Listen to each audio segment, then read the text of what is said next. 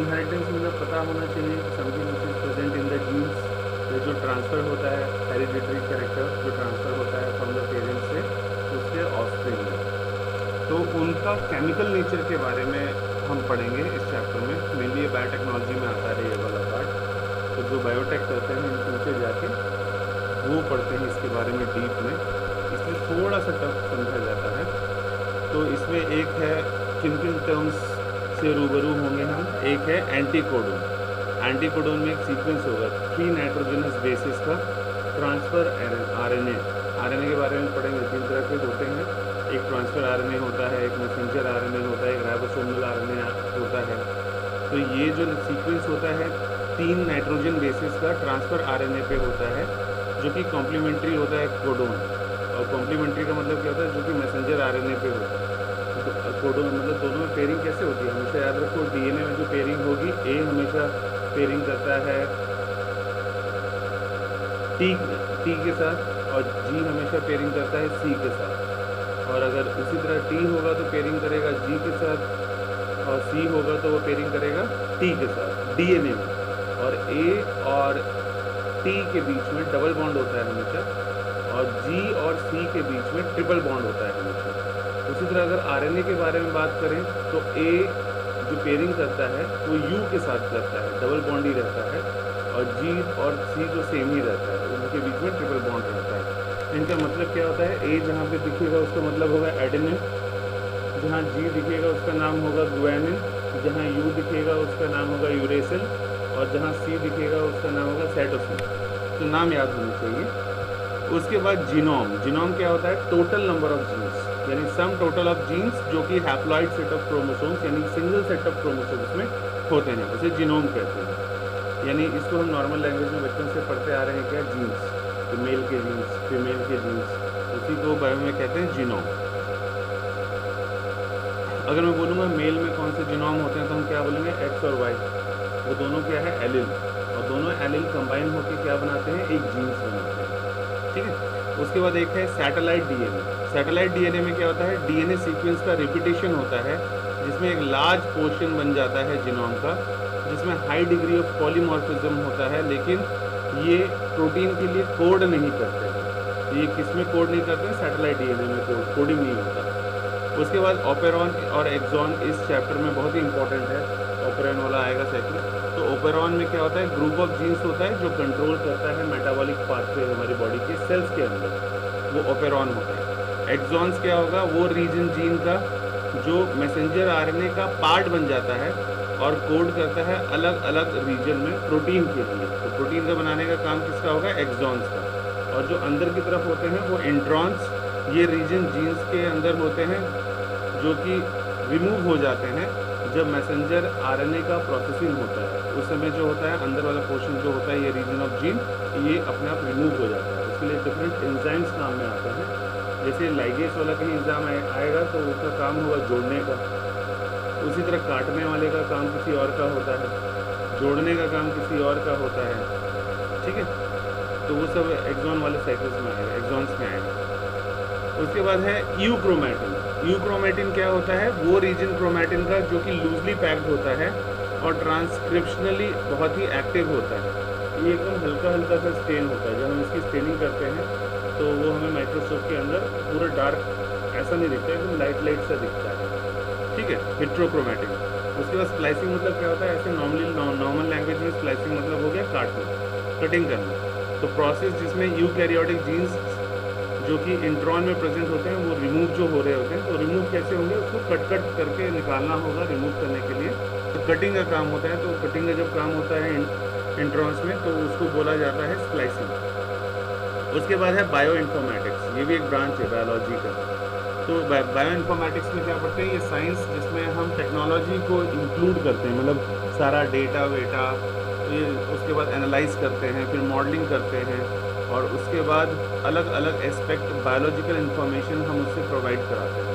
तो ये सबसे ज़्यादा बायो इन्फॉर्मेटिक्स का काम किसमें होता है, डीएनए फिंगरप्रिंटिंग में, किसी चीज़ का डीएनए पता लगाना। जैसे मेडिकली यूज होता है कि मर्डर हो जाता है, पता लगाना होता है कि हाँ ये उस फैमिली से बिलोंग करता है या नहीं, या बच्चा चोरी हो जाता है तो पता लगाना पड़ता है कि हाँ ये उसी पेरेंट्स का बच्चा है कि नहीं। तो डीएनए फिंगरप्रिंटिंग का जो ब्रांच है पूरे इंडिया में 2 ही जगह पे है, एक है बेंगलोर में और एक है चंडीगढ़ में, ठीक है, 2 जगह है। उसके बाद सेंट्रल डॉगमा जो कि पूछते हैं, तो सेंट्रल डॉगमा बहुत ही इंपॉर्टेंट है। ये सेंट्रल डॉगमा है क्या, जो रेप्लिकेशन डीएनए का होता है किस प्रोसेस के थ्रू होता है, ट्रांसक्रिप्शन प्रोसेस के थ्रू होता है, और वो फिर किस में चेंज हो जाता है, मैसेंजर आरएनए में, और फिर मैसेंजर आरएनए में ट्रांसलेशन होता है और किस में चेंज हो जाता है, प्रोटीन में। और इसको सेंट्रल डॉगमा इसलिए कहा जाता है क्योंकि अगर इसमें से एक भी प्रोसेस स्टॉप हुआ तो नेक्स्ट वाला स्टेज तक नहीं पहुंच सकते, इसलिए इसको बोला जाता है कि सेंट्रल डॉगमा सबसे इंपॉर्टेंट ये है। उसके बाद इस चैप्टर में है रेप्लिकेशन फॉर्म।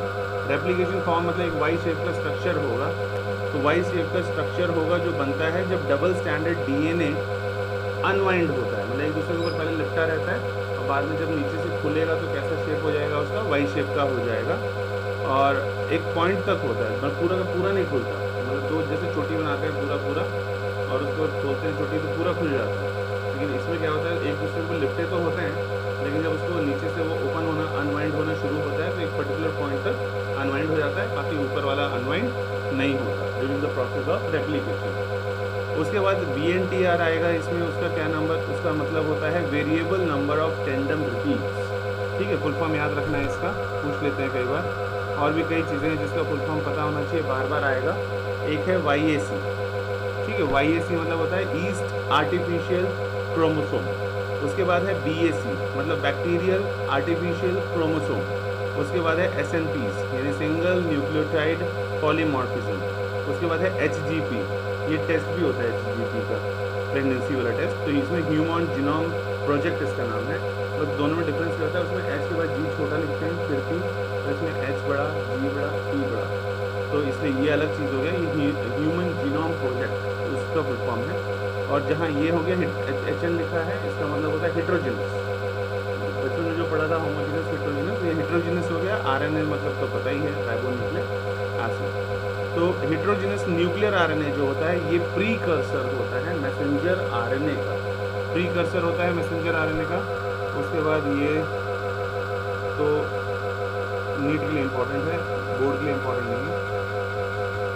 उसके बाद बात करते हैं हम केमिकल स्ट्रक्चर। केमिकल स्ट्रक्चर जो है पॉलीन्यूक्लियोटाइड चेन का, तो DNA RNA के बारे में, तो न्यूक्लियोटाइड के 3 कंपोनेंट होते हैं। तो न्यूक्लियोटाइड से पहले पता होना चाहिए 3 कंपोनेंट कौन कौन से होते हैं। पहला होता है उसमें एक नाइट्रोजन बेस लगा रहता है। दूसरा क्या होता है, एक पेंटोज शुगर होता है। पेंटोज मतलब कोई उसका जो रिंग जैसा स्ट्रक्चर होगा वो 5 होगा, पेंटागन जैसा होगा। और थर्ड जो है एक फोस्फेट ग्रुप लगा रहता है। इन तीनों के कॉम्बिनेशन से बनता है पॉलीपेप्टाइड चेन, चाहे DNA का चाहे RNA। बस जो DNA होता है वहाँ डीऑक्सीराइबोज होता है, और जहाँ RNA होगा वहाँ पर राइबोज न्यूक्लिक एसिड होता है, राइबोज होगा, इसमें बिना ऑक्सीजन वाला होगा DNA में, ठीक है। तो प्यूरिन्स 2 तरह के हैं। कौन कौन से प्यूरिन्स हैं नाइट्रोजन बेसिस में? पहले तो बात करें अगर हम नाइट्रोजन बेसिस के बारे में, तो 2 तरह के नाइट्रोजन बेसिस होते हैं, पहला प्यूरिन्स, दूसरा पायरिमिडिन। तो AG मतलब प्यूरिन्स है, और उसको छोड़ के चंडीगढ़ ट्रांसपोर्ट अंडरटेकिंग जो हमारा CTU का बस है, उसको याद रखोगे तो कौन याद हो जाएगा, पायरिमिडिन। तो पायरिमिडिन का एग्जाम्पल याद रखना है तो साइटोसिन, थायमिन और यूरेसिल, ये हमारे DNA में होता है। और अगर थायमिन हटा दें, सिर्फ यूरेसिल जोड़ दें, तो यूरेसिल किसमें होता है, RNA में होता है। जो मैंने कहा था कि AT के साथ ट्रिपल बॉन्ड बनता है, AT के साथ डबल बॉन्ड जो बनाता है वो DNA में बनाता है, और RNA में क्या होता है, AU के साथ डबल बॉन्ड बनाता है, ठीक है। बाकी GC तो कॉमन है दोनों में, जिसमें ट्रिपल बॉन्ड होता है आपस में। उसके बाद नाइट्रोजन बेस लिंक्ड होता है पेंटोज शुगर से। किसके थ्रू होता है, जिस लिंक के थ्रू होता है उस लिंक को कहा जाता है N ग्लाइकोसिडिक लिंकेज। ये 11th में भी किया है, 3 लिंकेज के बारे में आया था। एक आया था ग्लाइकोसिडिक लिंकेज, एक कौन सा आया था, पॉलीपेप्टाइड लिंकेज और पेप्टाइड लिंकेज, और एक आया था फोस्फोडाइस्टर लिंकेज। तो तीनों लिंकेज इसमें दोबारा आएगा। तो ये है तुम्हारा सबसे पहले ग्लाइकोसिडिक लिंकेज, यानी एक नाइट्रोजन बेस जो पेंटोज शुगर के साथ लिंक करेगा, वो कौन से बॉन्ड के थ्रू लिंक करेगा, ग्लाइकोसिडिक लिंकेज। और नाइट्रोजन बेस और शुगर जब ऐड होते हैं तो क्या बना देते हैं, न्यूक्लियोसाइड। तो कई बार डिफरेंस पूछ लेते हैं न्यूक्लियोसाइड या न्यूक्लियोटाइड्स में। तो न्यूक्लियोसाइड अगर पूछेंगे तो न्यूक्लियोसाइड क्या है, नाइट्रोजन बेस प्लस शुगर, वो न्यूक्लियोसाइड कहलाता है। और अगर न्यूक्लियोटाइड पूछेंगे तो न्यूक्लियोसाइड जो बन गया है अभी, इसमें एक और फोस्फेट ग्रुप ऐड हो जाता है जब, तो वो क्या बन जाता है, न्यूक्लियोटाइड बन जाता है। तो फोस्फेट ग्रुप जो लिंक होता है इस न्यूक्लियोसाइड के साथ, वो कौन से लिंक के थ्रू ऐड होता है, 5-OH इस लिंक के थ्रू ऐड होता है, ठीक है। और उस लिंक को क्या कहा जाता है, फोस्फोडाइस्टर बॉन्ड या फोस्फोडाइस्टर लिंकेज। उसके बाद दो न्यूक्लियोटाइड जो हैं वो लिंक्ड होते हैं 3-5 फोस्फोडाइस्टर लिंकेज से, ताकि वो एक डाई न्यूक्लियोटाइड बना देते हैं, ठीक है। उसके बाद आरएनए हाईली रिएक्टिव होता है एज कंपेयर टू डीएनए। तो आरएनए न्यूक्लियोटाइड में एक एडिशनल OH ग्रुप प्रेजेंट होता है 2' एंड पे राइबोस में, और आरएनए जो है वो कैटालिटिक है।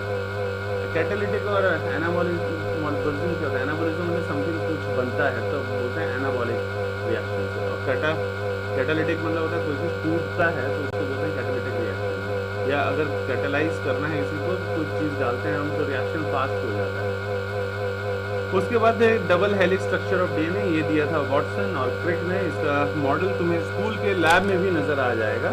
दो पेंसिल पकड़ते हैं, उससे आराम से उसका डायग्राम बना देते हैं, एक स्ट्रैंड बनाते हैं फिर दूसरा स्ट्रैंड बनाते हैं, और बनाना बहुत आसान होता है। एक स्ट्रैंड पे अपनी मर्जी से कुछ भी लिख दो, ATCGKGGCA कुछ भी, और हमें पता होना चाहिए बस क्या कि अगर एक स्ट्रैंड पे मैंने A बनाया है तो दूसरा स्ट्रैंड जो रेप्लिकेट करेगा, मतलब अपना डुप्लीकेट जो बनेगा एक और डीएनए का स्ट्रैंड, तो वो अपना कॉम्पनसेट कैसे करता है, A वाला अगर इस यहाँ पे है तो वहाँ पे कौन होगा, T होगा। अगर यहाँ पे मैं C ले रहा हूँ तो वहाँ G होगा, अगर यहाँ G ले रहा हूँ तो वहाँ पे C होगा दूसरे वाले स्ट्रैंड में। इस तरह से होता है ये।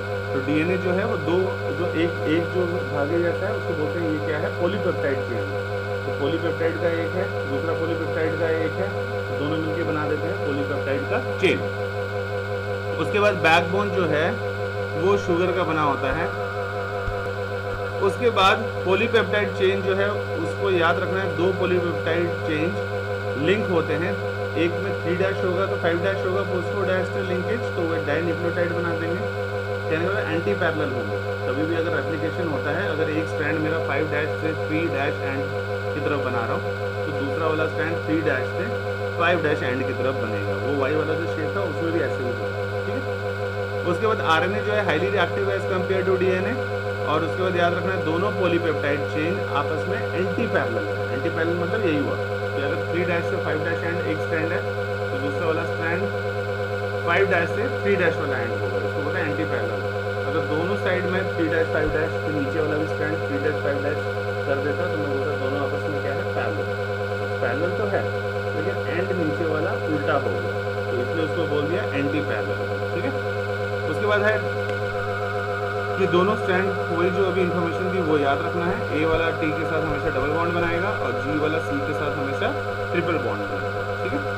दोनों चेन्स कॉइल्ड होते हैं राइट हैंड फैशन में। पिच ऑफ द हेलिक्स वो कितना होता है, pitch of the helix 3.4 nanometer, जिसमें 10 बेस पेयर होता है। हर एक टर्न जो ऐसे साइड में टर्न हो रहे हैं तो हर एक टर्न में टोटल 10 बेस पेयर्स होते हैं। बेस पेयर मतलब क्या हुआ, A T G C, ये टोटल एक टर्न में 10 होते हैं, और एक पीक से लेके नीचे वाले पीक तक जो लेंथ होता है वो कितना होता है, 3.4 नैनोमीटर, और एक स्ट्रैंड से दूसरे स्ट्रैंड तक का जो होता है वो होता है 2 नैनोमीटर, ठीक है। मतलब ये गोल वाला जो है इन दोनों के बीच में 3.4 नैनोमीटर, और एक स्ट्रैंड से दूसरे स्ट्रैंड के बीच में जो नीचे से लेंथ है वो 2 नैनोमीटर होता है, ठीक है। ये भी याद रखना है। और अभी जिस बॉन्ड के बारे में बात किया था ध्यान से देखो, इसमें ये वाला है तुम्हारा, ऊपर क्या है, एक फोस्फेट ग्रुप है, नीचे कौन सा है, एक शुगर है, ठीक है। तो ये इस तरह से लिंक होता है। तो जहाँ जहाँ PO4 वाला दिख रहा है, अगर ये देखोगे PO4 POOO 4 है, O मतलब जहाँ PO4 नेगेटिव वाला है, इस लिंकेज को बोलते हैं फोस्फोडाइस्टर बॉन्ड कहा जाता है, ठीक है।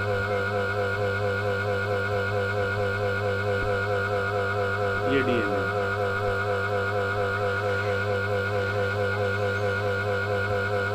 उसके बाद है packaging of DNA helix. The average distance between the two adjacent base pair वो कितना है, जो अभी बताया वही था, 0.34 नैनोमीटर भी बोला जाता है या फिर 3.4 एंगस्ट्रॉम भी बोला जाता है। दोनों का मतलब सेम ही है, ठीक है। 1 एंगस्ट्रॉम = 10⁻⁻10 मीटर होता है, और उसके बाद डीएनए जो है वो स्कैटर्ड नहीं होता पूरे सेल में। डीएनए जो है हमेशा याद रखो नेगेटिवली चार्ज है और वो एक दूसरे से चिपका रहेगा कुछ प्रोटीन से, और इसमें पॉजिटिव चार्ज होता है। ठीक है, यानी प्रोटीन पॉजिटिव चार्ज और डीएनए नेगेटिव चार्ज होता है। ठीक है, उसके बाद डीएनए जो है न्यूक्लियोइड में वो ऑर्गेनाइज्ड होता है बड़े बड़े लूप्स में, जो कि प्रोटीन्स द्वारा बंधा होता है आपस में। डीएनए पैकेजिंग यूकैरियोट्स में कैसे होता है, set of positively charge basic protein present होते हैं और उन पॉजिटिवली चार्ज प्रोटीन्स को कहा जाता है हिस्टोन्स। उसके बाद 8 हिस्टोन मॉलिक्यूल्स आपस में कंबाइन होते हैं ताकि वो हिस्टोन ऑक्टामर बना देते हैं, 8 से ऑक्टा। और नेगेटिवली चार्ज डीएनए जो होता है वो रैप्ड होता है पॉजिटिवली चार्ज प्रोटीन या पॉजिटिवली चार्ज हिस्टोन पे। ठीक है, और उसके बाद वो स्ट्रक्चर को क्या कहा जाता है, न्यूक्लियोसोम। न्यूक्लियोसोम भी पूछ लेते हैं कई बार। उसके बाद हिस्टोन यानी H1 जो होता है वो सिचुएटेड होता है न्यूक्लियोसोमल डीएनए के बाहर वाले पार्ट में। उसके बाद पैकेजिंग जो है क्रोमैटिन का वो हायर लेवल पे होता है। एडिशनल सेट ऑफ प्रोटीन्स जो कलेक्टिवली रेफर किया जाता है नॉन हिस्टोन, और packaging of chromatin higher level पे एडिशनल सेट ऑफ प्रोटीन जो कलेक्टिवली रेफर किया जाता है उसे बोलते हैं नॉन हिस्टोनिक क्रोमोसोमल यानी NHC प्रोटीन। और वो जगह जहाँ क्रोमैटिन जो होता है वो डेंसिटी पैक्ड होता है और वो डार्कली स्टेन हेटेरोक्रोमैटिन बनाता है, अदर जगह पे लूजली पैक्ड होता है वो बनाता है यूक्रोमैटिन। ये नहीं पूछता कोई भी, इसकी ज़रूरत नहीं है। स्ट्रक्चर देख के ज़्यादा पता लग जाएगा। ये गुलाबी सा ये डीएनए था और H1 वाला जो ऐसा वाला दिख रहा है वो हिस्टोन है और बीच में क्या है, हिस्टोन ऑक्टामर, और जो सेंटर वाला जो नीचे वाला बेस वाला पोर्शन है उसको बोलते हैं कोर ऑफ हिस्टोन मॉलिक्यूल।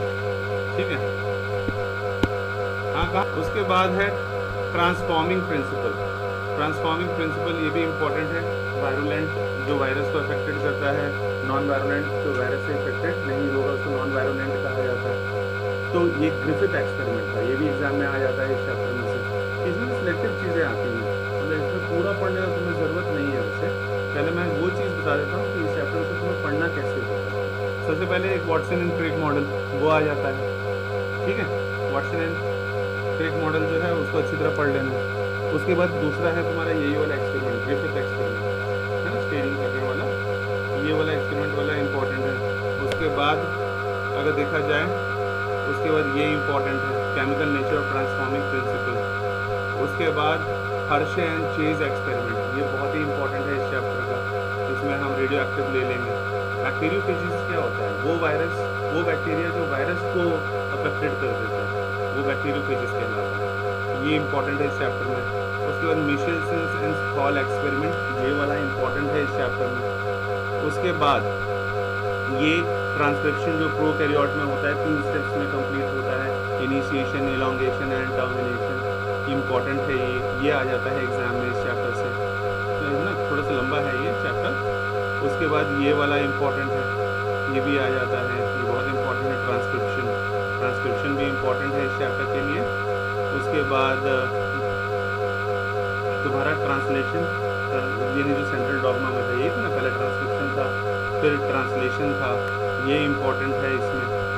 उसके बाद फिर तुम्हारा इसमें लैक ऑफ एरॉन, ये लैक ऑफ एरॉन भी बहुत ही इंपॉर्टेंट है। ये भी 5 मार्क्स 4 मार्क्स में आ जाता है। Lac operon step wise दिया हुआ है, बहुत ईजी टू रिमेंबर होगा।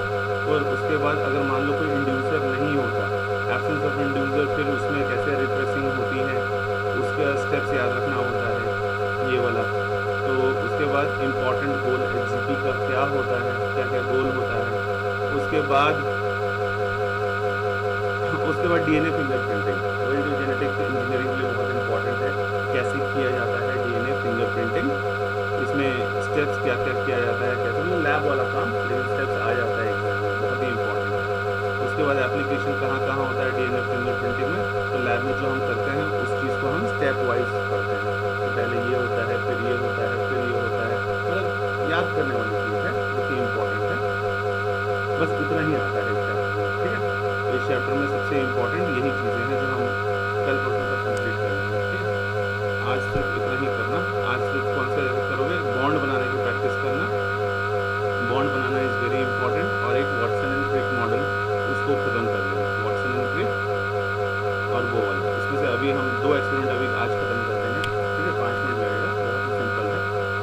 2 साइकिलों को कंप्लीट करा दूंगा। सबसे पहले बात करते हैं हम हमारा पेट्रिक एंड ग्रिफिथ एक्सपेरिमेंट क्या था, है ना।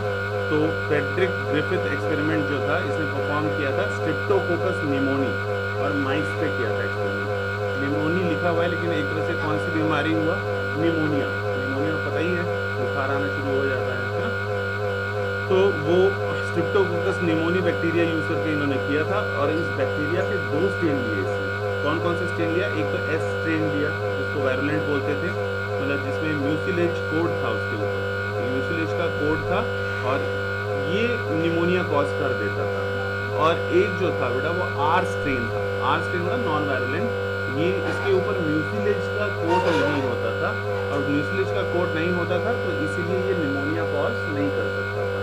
ठीक है, तो ग्रिफिथ ने इंजेक्ट किया सबसे पहले जो नहीं कर सकता था, यानी आर स्ट्रेन को, आर एन स्ट्रेन के बैक्टीरिया को चूहिया के अंदर डाला। तो चूहिया के अंदर डाला तो कोई डिजीज नोटिस नहीं किया और माइस जो था वो जिंदा रही। ठीक है, उसके बाद उसने फिर एस स्ट्रेन बैक्टीरिया जो था उसको माइस के अंदर डाला। अब एस क्योंकि वो वायरस कॉज करता था तो एस वाला किया तो माइस मर गया क्योंकि उसको निमोनिया हो गया। उसके बाद उसने क्या किया, उसने फिर एस स्ट्रेन मतलब जो भी कॉज कर रहा था उसको हीट किया, एस स्ट्रेन को heat killed S strain bacteria को गर्म किया और फिर इंजेक्ट किया।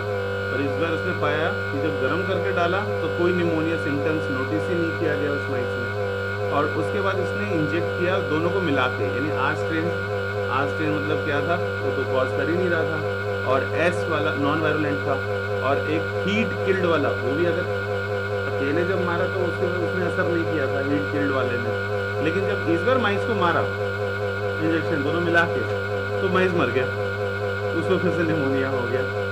तो उसके बेसिस पे ग्रिफिथ ने फिर जो है रिकवर किया लिविंग एस स्ट्रेन यानी वायरुलेंट वाला बैक्टीरिया डेड माइस से, तो उसने फिर से ऑब्टेन्ड किया। उसके बाद उसने कंक्लूड किया उसने जो उसको एक्सपेरिमेंट किया उसने कंक्लूजन ये निकाला कि जो presence of heat killed S strain bacteria है वो कॉज करता है ट्रांसफॉर्मेशन, मतलब कुछ आर स्ट्रेन बैक्टीरिया को जो कि कॉज नहीं कर रहा था निमोनिया उसको चेंज कर देता है वायरुलेंट फॉर्म में। तो वायरुलेंट फॉर्म में जब चेंज कर दे रहा है उसके अंदर कुछ केमिकल सब्सटेंस चेंज हुआ, उसको उसने बोला ट्रांसफॉर्मिंग प्रिंसिपल। ठीक है, लेकिन बायोकेमिकल नेचर जो था जेनेटिक मटेरियल का वो डिफाइन नहीं कर पाया था, तो जिससे जो है ये एक्सपेरिमेंट फेल हो गया। क्योंकि वो फेल क्यों हुआ कई बार पूछ लेते हैं, क्योंकि बायोकेमिकल नेचर जो जेनेटिक मटेरियल का था वो डिफाइन नहीं कर पाया। उसके बाद केमिकल नेचर जो था ट्रांसफॉर्मिंग प्रिंसिपल का, तो 1944 में एवरी मैककार्टी ने वर्क किया पता लगाने के लिए कि ये जो ट्रांसफॉर्मिंग प्रिंसिपल है इसका केमिकल नेचर क्या है। तो purified biochemicals heat killed S cell से लिया इन्होंने, और जो प्रोटीन था उसमें एक एंजाइम ने इनकी हेल्प की, उस एंजाइम का नाम था प्रोटीएसिस। तो प्रोटीएसिस के हेल्प से ट्रांसफॉर्मेशन हुआ, तो कोई प्रोटीन जो था ट्रांसफॉर्मिंग प्रिंसिपल शो नहीं किया किसी प्रोटीन में। उसके बाद आरएनए वाला जो था, आरएनए में फिर आरएनएस डाला तो उसने देखा ट्रांसफॉर्मेशन हो गया।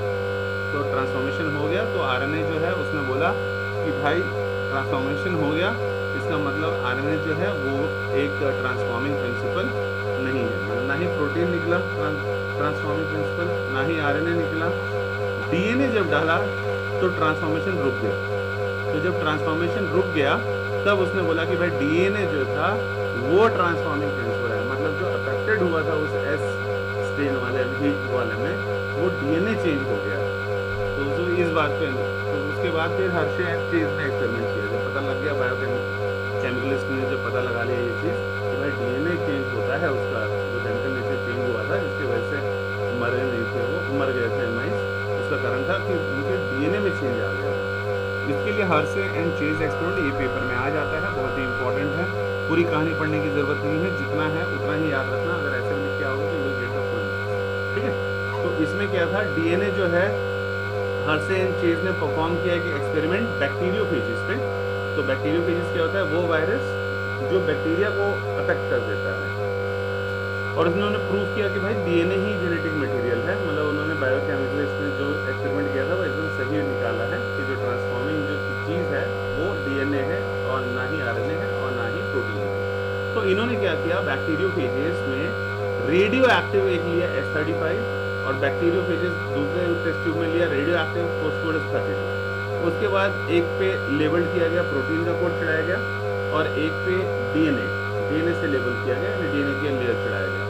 और इन्फेक्शन इसको इस बार इन्होंने इन्फेक्टेड किसको किया, बैक्टीरिया को।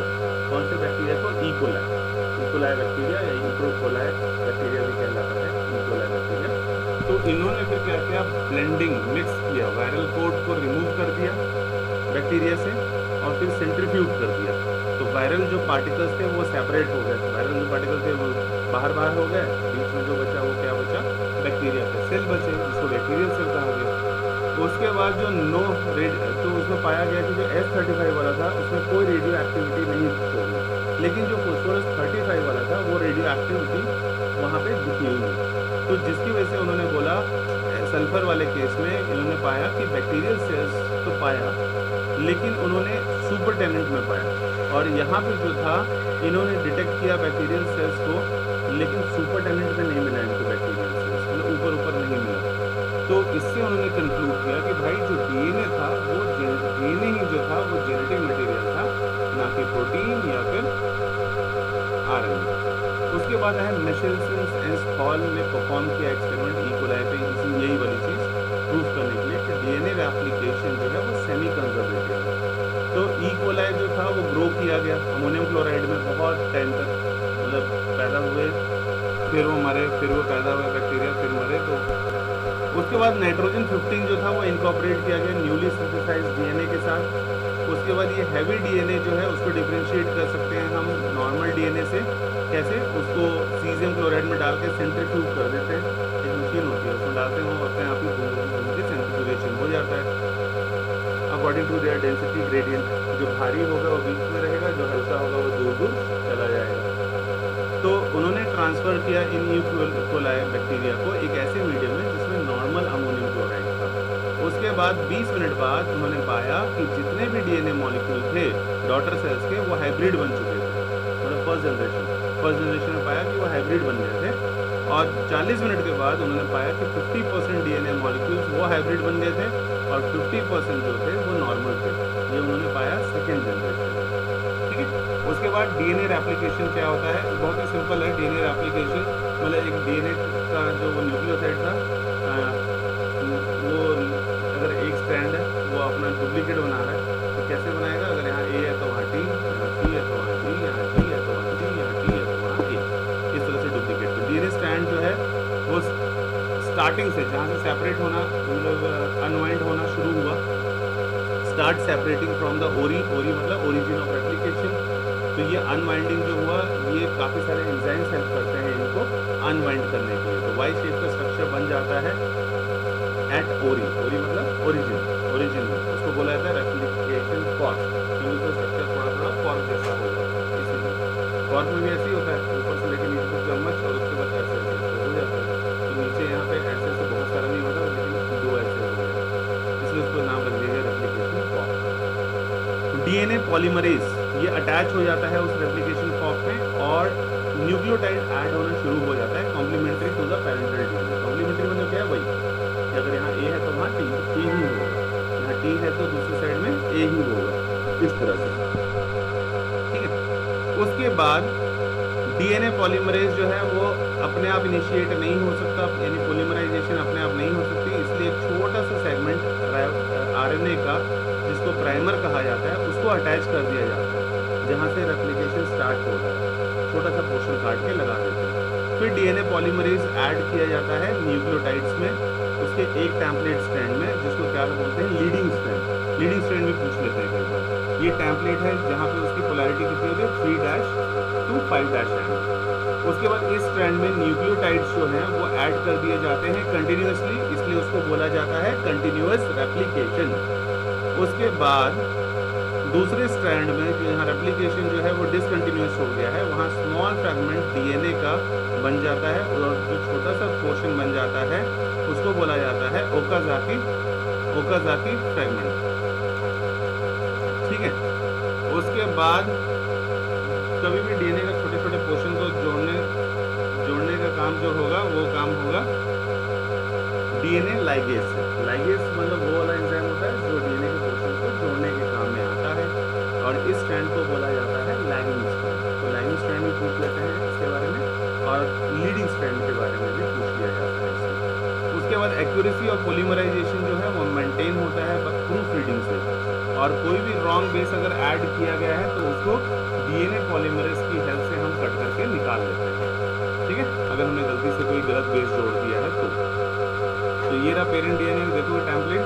तो डीएनए अनवाइंड हो गया एक पॉइंट से, और नीचे वाला जो दिख रहा है एकदम कंटिन्यूस कौन सा स्ट्रैंड दिखेगा तुमको, जो कंटिन्यूस है वो लैगिंग स्ट्रैंड, और जो नॉन कंटिन्यूस है उस वाले फ्रेगमेंट को क्या बोला था, ओकाज़ाकी फ्रेगमेंट। ठीक है, ओकाज़ाकी फ्रेगमेंट। और एंड दिख रही हो, ओकाज़ाकी फ्रेगमेंट का कौन सा एंड होता है, 5' to 3' एंड, और लैगिंग स्ट्रैंड का कौन सा होता है, उल्टा उसका। ठीक है, मतलब 3' to 5' एंड कॉम्प्लीमेंट्री। ठीक है, और लेफ्ट हैंड साइड वाला लेकिन अगर देखोगे तो लीडिंग स्ट्रैंड है, मतलब कंटिन्यूस है, और अंदर वाला जो है वो कंटिन्यूस है।